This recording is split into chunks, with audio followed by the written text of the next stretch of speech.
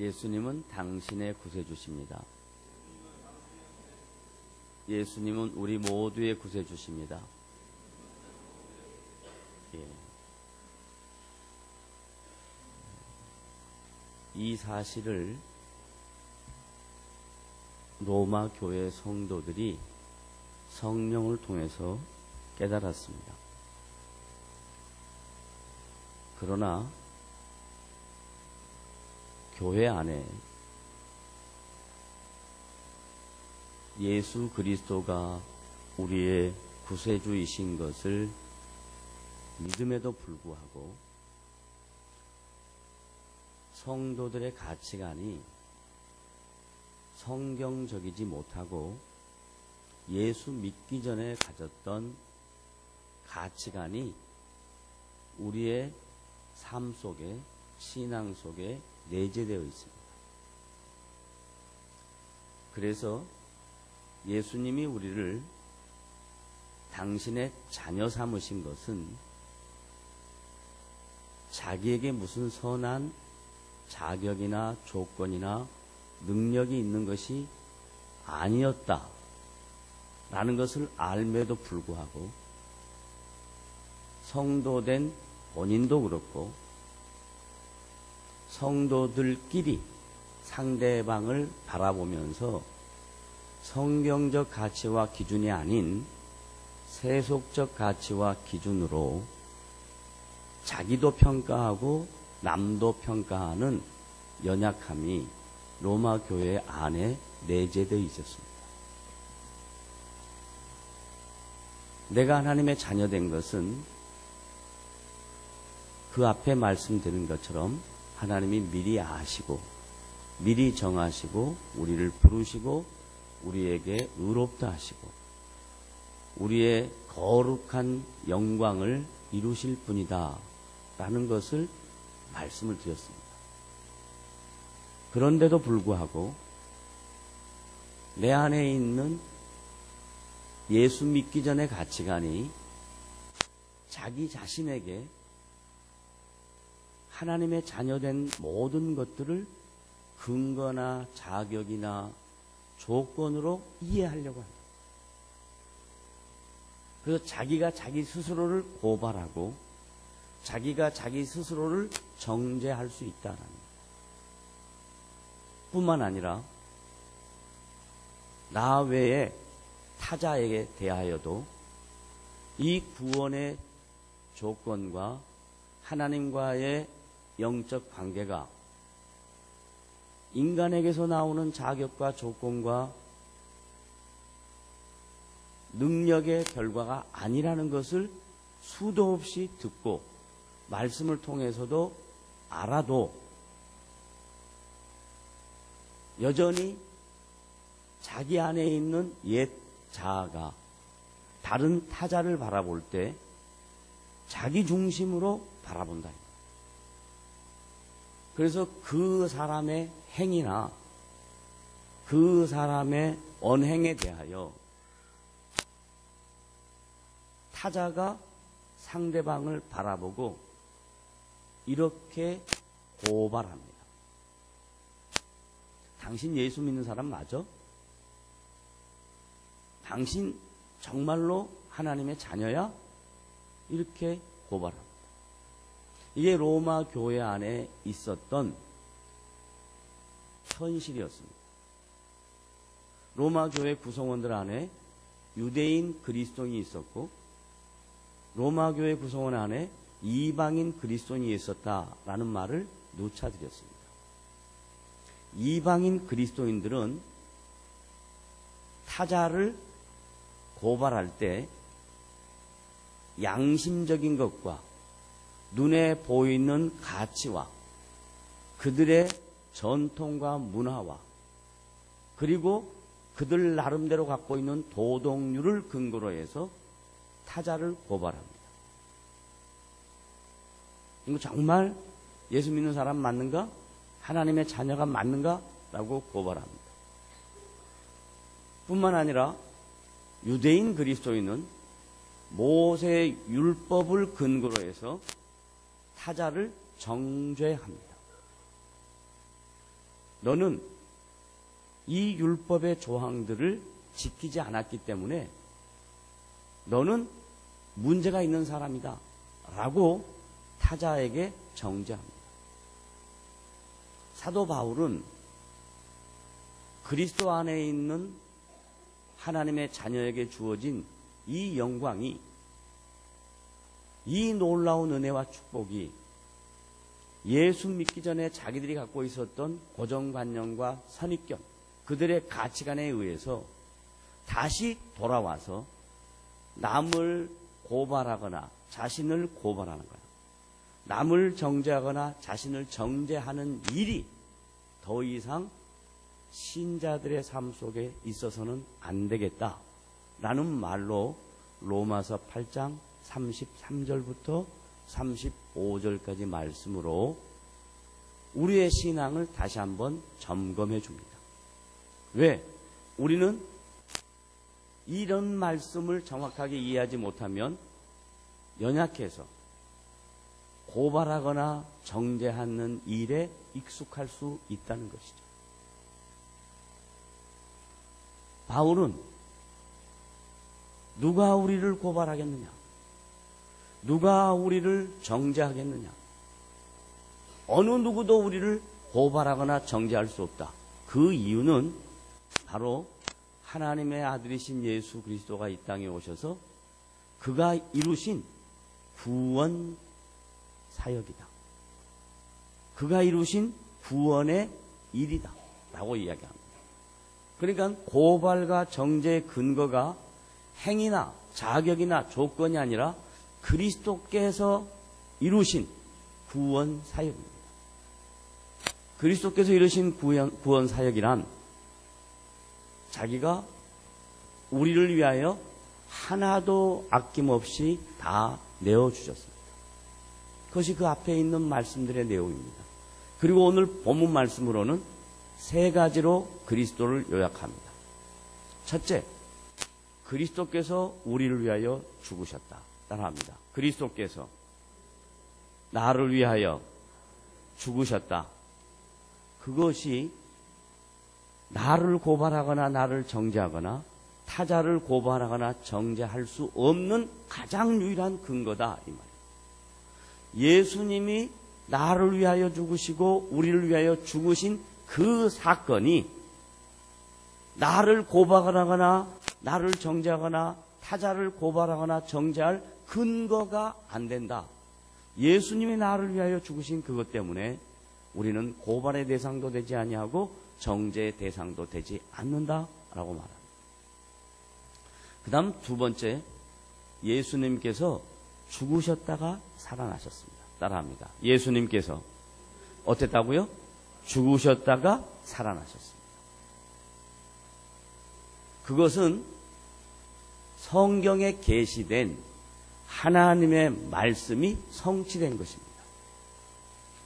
예를 들면 예수님이 오시기 전에 하나님께서 여러 선지자를 통하여 하나님의 아들로 오실 예수 그리스도를 예언하십니다.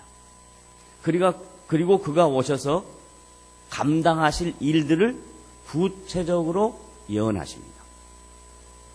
그래서 요나 선지자 같은 경우는 예수 그리스도의 십자가의 죽으심과 부활을 하나님께서 큰 물고기를 예비하시고 니느웨로 가라고 명령하십니다.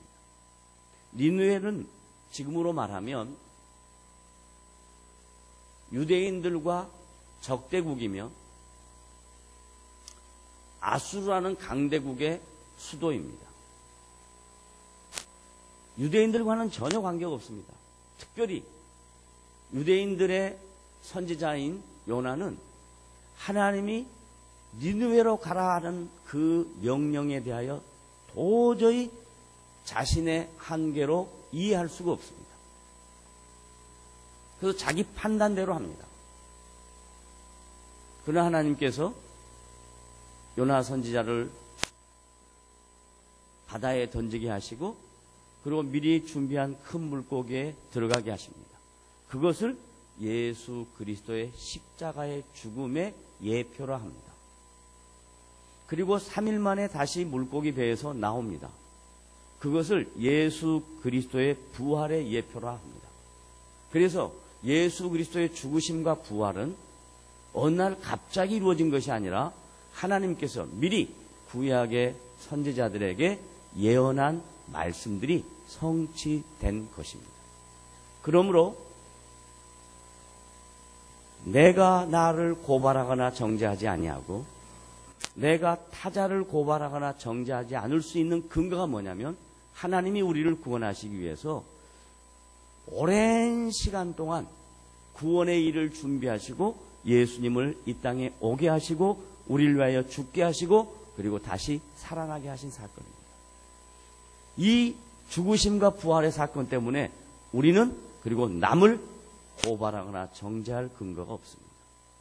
그래서 신앙생활하고 있는 모든 성도들이 자기 자신에 대하여 신앙의 갈등이 생기거나 남에 대하여 고발하거나 정죄하고 싶은 마음이 생기면 그건 어디로 다시 돌아가야 되냐면 나를 위하여 십자가에 죽으신 예수님 그리고 3일 만에 부활하신 영광의 주님을 다시 생각할 때에 자기 자신에 대한 고발과 정죄도 사라지게 되고 남에 대한 고발과 정죄도 사라지게 될 줄로 믿으시기를 바랍니다. 세 번째는 예수 그리스도께서 우리를 위하여 친히 간구하신답니다. 하나님의 사랑은 이렇게 구체적으로 묘사가 되어 있습니다. 자, 구원하고 하나님의 자녀 되게 하시고 그리고 그 다음부터 이제 너희들 마음대로 해라 라고 내팽개치지 아니하시고 우리의 허물과 우리의 연약함과 우리의 부족함에 대하여 그분이 친히 간구해 주신답니다. 예를 들면 사람들이 자기 자신에 대하여 고발하거나 정죄할 때 그 사람의 성향을 보면 매우 부정적인 가치관을 갖고 있는 사람들이 자기 자신에 대하여 용납하는 것이 쉽지 않습니다. 긍정적인 가치관을 갖고 있는 사람들은 자기 자신에 대하여 이렇게 용납합니다. 오늘 못하면 내일 하지. 아니면 실수했으면 다음에 실수 안 하면 되지. 그런데 부정적인 가치관을 갖고 계신 분들은 대부분 자기의 잘못과 실수와 허물과 연약함에 대하여 빠져나오지를 못합니다.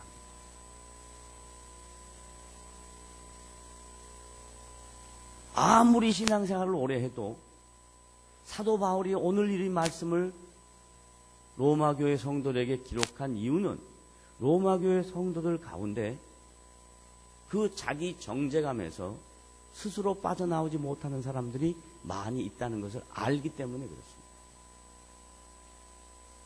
그래서 혹자는 신앙생활을 이렇게 설명합니다. 긍정적인 사고를 가져라, 긍정적인 마인드를 가져라 라고 합니다. 그것은 일부분 의미가 있습니다. 그러나 긍정적인 사고가 긍정적인 마인드를 가진다고 해서 인생의 문제가 해결되는 게 아닙니다. 성경은 뭐라고 가르치냐면 성경적 가치관으로 회복되라라고 가르칩니다. 성경적 가치관의 회복은 뭐냐면 나는 부족할 수 있다는 거예요. 나는 연약할 수 있다는 거예요. 나는 실수할 수 있다는 겁니다. 나는 허물투성일 수밖에 없다는 겁니다. 그런데도 불구하고 그런 나를 위해서 주님은 죽으셨고 그런 나를 위하여 살으셨고 그런 나의 연약함을 위하여 친히 간구해 주신다라고 합니다. 여러분 가만히 생각해 보세요. 여러분 각자 개인의 문제에 대하여 누가 가장 가슴 아프고 누가 가장 그 문제에 애통해하고 누가 그 문제를 해결해 주려고 합니까? 자기의 배우자입니까? 자기의 자식입니까? 아니라는 걸 여러분이 잘 아시잖아요. 그건 배우자와 관계가 나쁘다 이 말이 아니고 인간의 본성을 얘기하는 겁니다. 그건 자식과 부모와 관계가 나쁘다 이 이야기를 하는 게 아니고 인간의 본성을 가리키는 겁니다. 모든 인간에게 있는 문제, 자신에게 있는 문제는 어느 누구도 그 문제를 해결해 줄 수가 없습니다.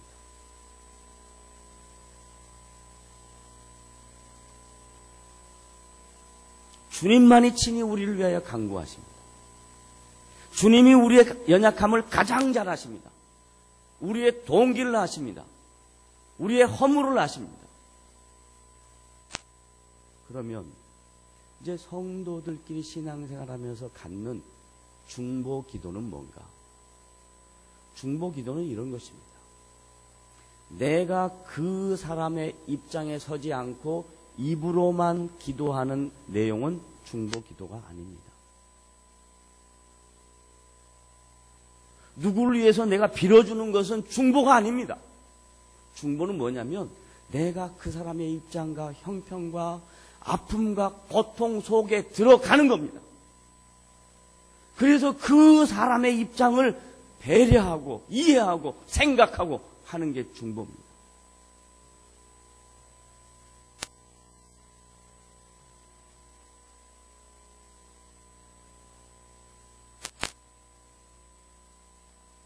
예수님이 우리를 위하여 친히 간구하신다라는 말은 예수님만이 우리의 문제를 아시기에 그가 우리를 위하여 간구하실 때 누가 그 문제에 대하여 방해하겠느냐?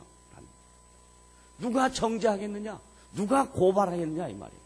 그래서 여러분의 인생의 모든 문제의 해결자는 예수 그리스도 그분 한 분이십니다. 목사도 아니고 기도 많이 하는 사람도 아니고 예수 그리스도 그분 한 분만이 여러분의 인생의 문제의 유일한 답이신 것을 믿으시기를 바랍니다. 이 예수님을 만나야 돼요. 이 예수님.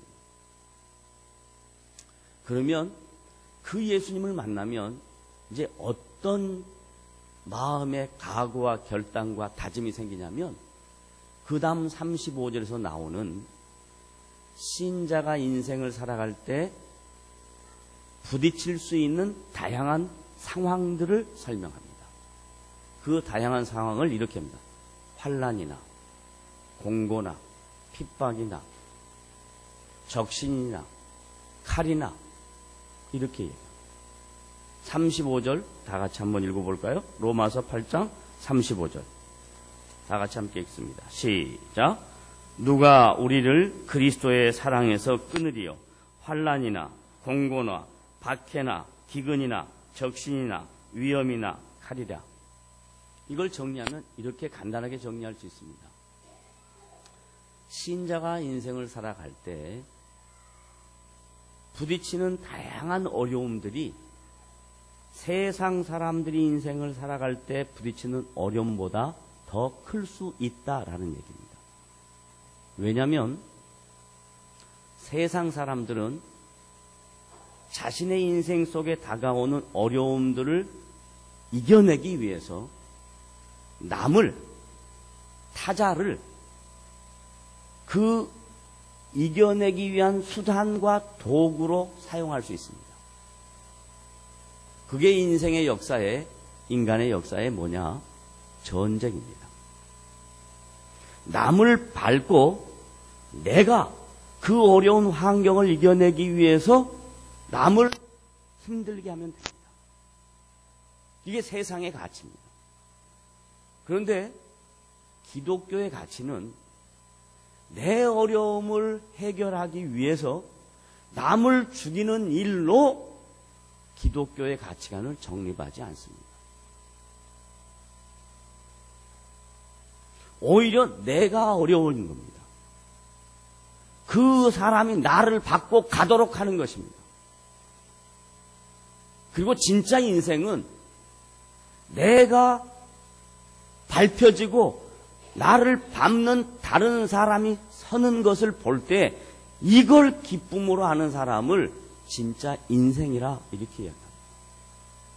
근데 교회 안에 완전히 세속적 가치가 있어서 이 세상의 기준이 교회 안에 꽉 차서 교회 성도들조차도 남을 밟아서 자기가 살기 위한 수단으로 기도를 활용하는 사람들도 있다 이 말이에요.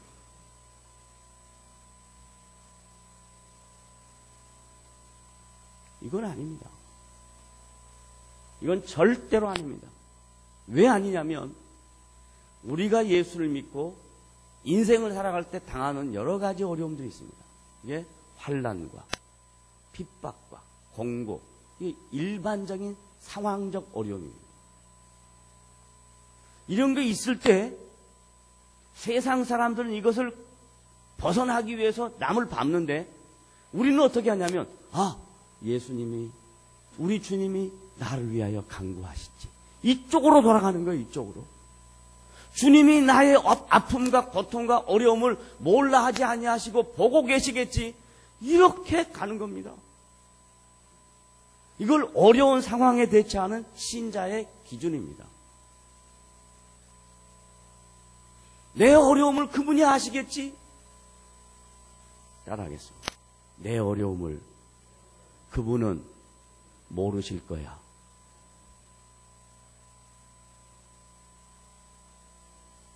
그 다음 기근입니다. 기근. 이건 자연적 재해입니다. 우리가 살다 보면 자연적 재해를 당하는 경우가 서로 있습니다. 다행히 작년 여름에 거의 태풍이 오지 않았습니다. 그리고 올 겨울 다행히 그렇게 춥지 않았습니다. 그러면 대부분 뭐라고 생각하냐면 대통령을 잘 뽑아서 그런다. 그건 아닙니다. 여러분 가만히 한번 생각해 보십시오. 지금 우리가 살고 있는 이 시대를 첨단 과학 문명 시대라 이렇게 이야기합니다. 첨단 정보화 시대라 그럽니다. 그런데 말레이시아 항공이 비행을 하고 지금 이 우주에 떠 있는 수많은 인공위성이 전 세계를 내다보고 있습니다. 그런데 이 항공기가 비행을 해서 어디로 사라졌는데 어디로 사라졌는지조차도 그 물체가 어디에 있는지조차도 모르는 거예요. 호주 총리가 인도양 앞바다에 이상한 물체가 있다 해서 공군들을 내보냈습니다. 그런데 그 인도양 앞바다 이 수심이 최소 3,000m. 뭘 찾겠습니까? 못 찾습니다. 아무리 우리가 최첨단 정보 과학 문명의 시대를 살고 있다 한다 할지라도 인간이 못하는 게 있어요. 이게 자연재해입니다. 그럼 이 자연재해를 다스리는 분은 누구냐? 하나님 그분이죠. 하나님 그분께서 이 나라를 불쌍히 여겨서 작년에 태풍이 지나가게 하셨고 올 겨울에 춥지 않게 하셨습니다. 하나님이 하신 겁니다. 대통령이 한 게 아니고 누가 하셨다고요? 하나님이 하셨어요. 우리 인생에 우리의 삶에 자연적 재해를 지켜주시는 분 하나님입니다. 그런데 반면에 자연적 재해가 나타날 수도 있습니다. 지금 이 나라가 아닌 다른 지구의 반대편에 다양한 자연재해가 있습니다. 그러면 그런 다양한 자연재해를 맞닥뜨리는 민족이나 국가 중에 예수 믿는 사람이 있어요. 그러면 그 사람들이 자연재해 때문에 모든 걸 포기하거나 그러지 않습니다. 그 안에도 하나님이 우리를 위하여 친히 간구하실 것이라고 믿는 성도들이 있습니다. 분명히 있습니다. 마지막으로 적신은 아무것도 없다라는 얘기인데 경제적 어려움을 가리킵니다. 이 경제적 어려움 속에 그 아픔을 당하고 있는 사람은 정말 하루 눈을 뜨기가 힘들 만큼 하루를 시작하는 것이 어려울 수 있습니다. 그래서 매일 눈을 뜨면 돈 하다가 하루를 마감할 수도 있습니다. 그런 사람도 있습니다. 그런데 그 가운데 예수 믿지 않는 사람은 그 돈을 만들기 위해서 다양한 수단을 사용합니다. 남을 해치든지 남의 걸 훔치든지 다양한 일들로 자기가 살기 위해서 경제적 어려움을 벗어나기 위해서 노력을 합니다. 그러나 예수 믿는 성도가 당하는 경제적 어려움은 남을 해쳐서는 안 됩니다. 내가 잘 먹고 잘 살기 위해서 남의 것을 빼앗는 것은 옳은 일이 아닙니다. 예수 믿는 성도가 경제적 어려움을 당할 때 이렇게 하셔야 됩니다. 주님, 나의 아픔을 아시죠? 나의 경제적 어려움을 아시죠? 주님, 나를 위해서 간구해 주십시오.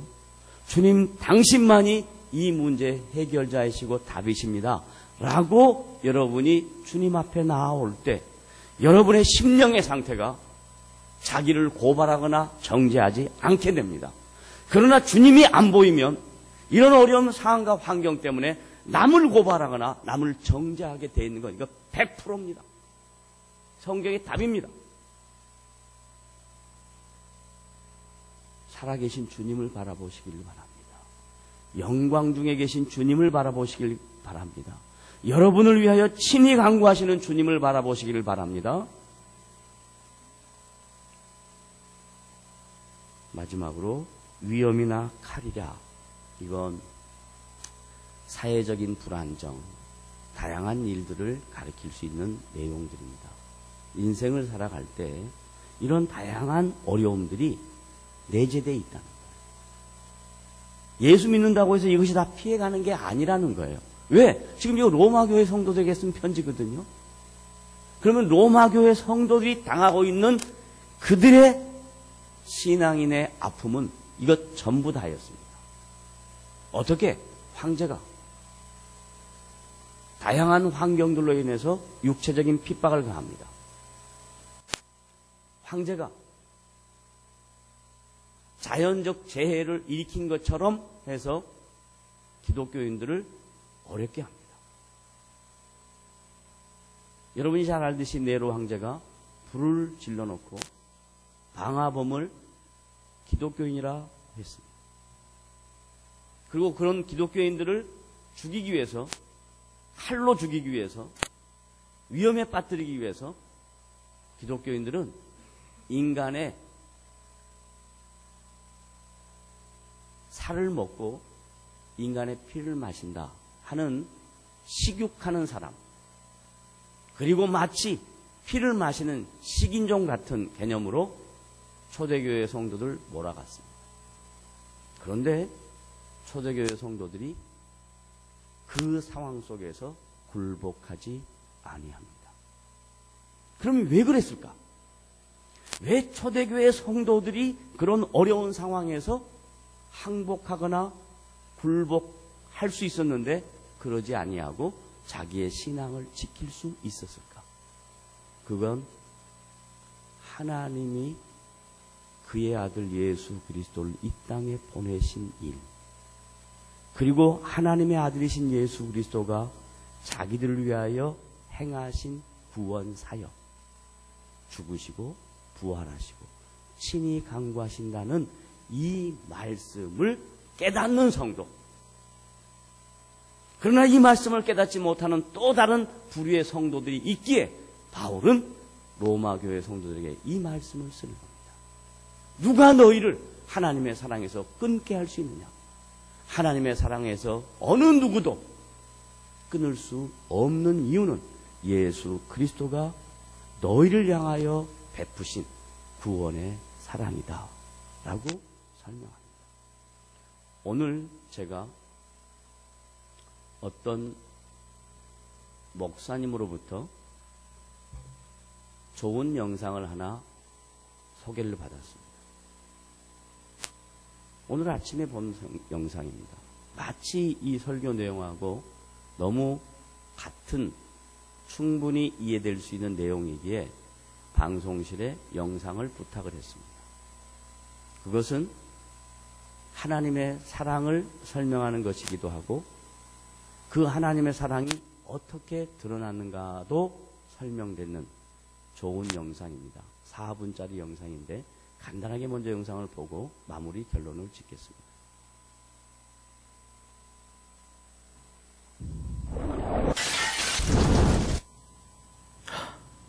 You.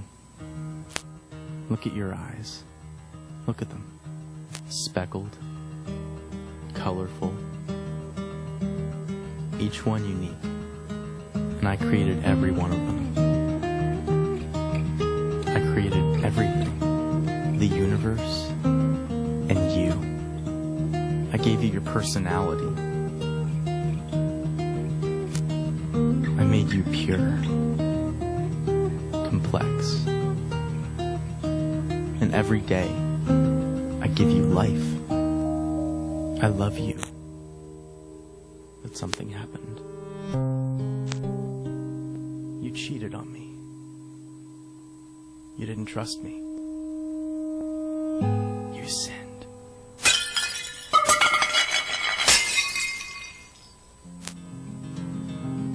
You cut yourself off from me. And although you're still alive, you were slowly dying. So you looked for other things.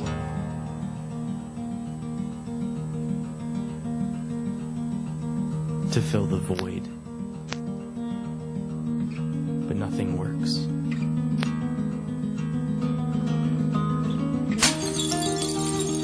It just kills you faster. And it separates us more and more.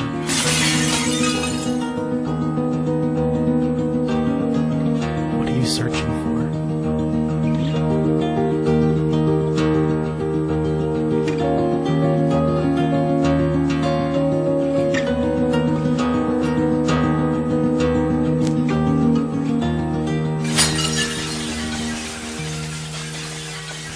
I don't want you to die. I created you not to be destroyed, but to know me. So I became one of you, a fragile creation. I was tempted, but I never sinned. I came to save you. You have so many sins, and they have a cost. Someone has to die, you or me. So I took on your sin and traded in my life for yours. And I died in your place. Because I love you. Then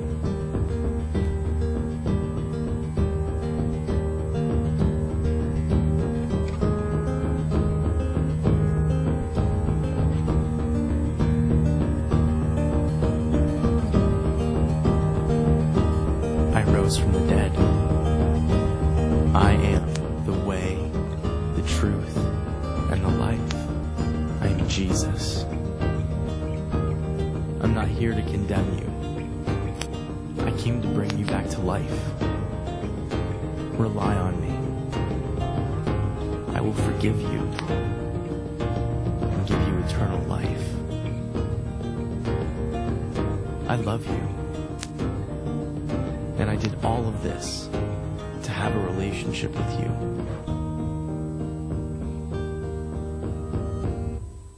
Will you follow me?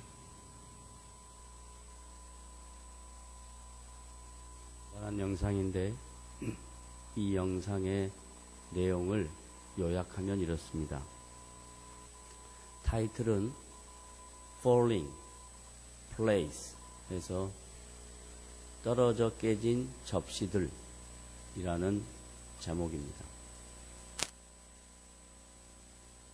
떨어졌다라는 표현은 인간이 하나님처럼 되고자 하는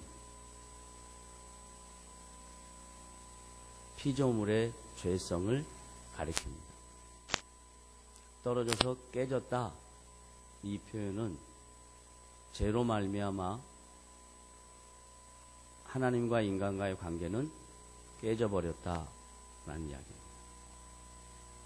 플레이스라고 하는 접시들은 깨져버려서 인생의 삶이 산산조각이 났다라는 얘기입니다.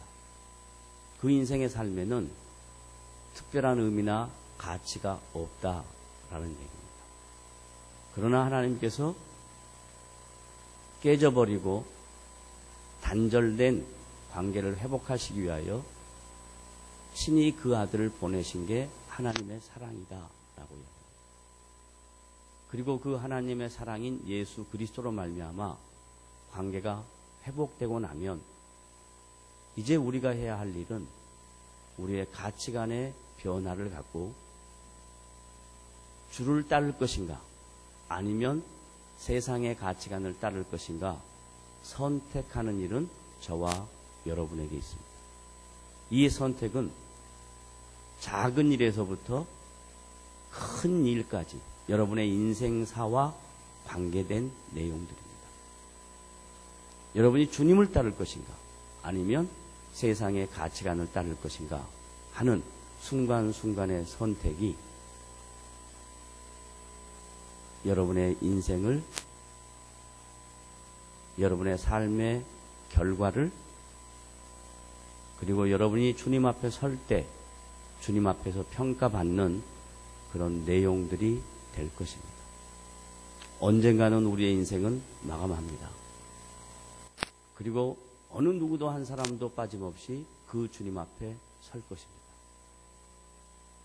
이 세상 사는 동안에 다양한 삶의 문제들로 인해서 예수는 믿지만 세상의 가치관으로 자신의 신앙의 길을 걷고 있다면 오늘 이 시간에 이 말씀과 이 영상물을 통해서 여러분 마음을 다시 한번 재점검해 보시기 바랍니다. 주님을 따라야 되겠다 하는 각오가 저와 여러분의 심령 속에 충만하게 넘치시기를 주님의 이름으로 부탁을 드립니다. 기도하겠습니다. 하나님 아버지